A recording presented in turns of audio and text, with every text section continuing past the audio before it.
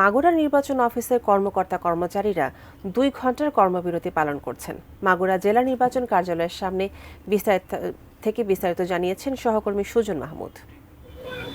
আমি এই মুহূর্তে আছি মাগুরা জেলা নির্বাচন অফিসে। এই নির্বাচন অফিসে আপনারা জানেন যে সারা বাংলাদেশের মতো মাগুরাও এই কর্মবিরতি পালন হচ্ছে, অর্থাৎ এনআইডি কার্ড ইসির তত্ত্বাবধানে রাখার দাবিতে কিন্তু এই মানববন্ধন করছে এখানের যেনারা কর্মকর্তা রয়েছেন। তিনাদের সঙ্গে কথা বলবো, আজকের এই কর্মবিরতি পালন কেন করছে, ওনাদের দাবিটি জানার চেষ্টা করব। স্ট্যান্ড ফর এনআইডি আমরা যে কর্মসূচিটা দিয়েছি তারই অংশ হিসেবে মাগুরা জেলায় আমরা এই কর্মসূচিটি পালন করতেছি। এর মূল উদ্দেশ্য হচ্ছে যে এনআইডি যে সেবা বা পরিষেবা এটি নির্বাচন কমিশনের অধীনে রেখে সম্প্রসারিত করা। আমরা মনে করছি যে নির্বাচন কমিশন গত 17 বছর ধরে এই পরিষেবাটি দিয়ে আসছে।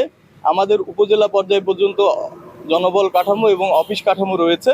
আমাদের প্রয়োজনে এই কার্যক্রমটি ইউনিয়ন পর্যায় পর্যন্ত বর্ধিত করা যেতে পারে, তাতে আমাদের জনগণের যে কষ্ট এটি বহুল অংশে কমে যাবে। আমি মনে করি যে নির্বাচন কমিশন নিজে একটি সক্ষম প্রতিষ্ঠান, এর মাধ্যমে জনগণের যে তথ্য তার নির্ভুলতা, তার শুদ্ধতা এবং তার গোপনীয়তা রক্ষা পাবে। এজন্য আমরা মনে করি নির্বাচন কমিশনেই এনআইডি কার্যক্রম রাখা উচিত। ধন্যবাদ। ধন্যবাদ। যেমনটি বলছিলেন এই মাগুরা জেলা সদর উপজেলা নির্বাচন কর্মকর্তা, তাদের দাবি একটাই যে এই এনআইডি কার্ড নির্বাচন কমিশনের অধীনে রাখার দাবিতে তারা মানববন্ধন করছেন।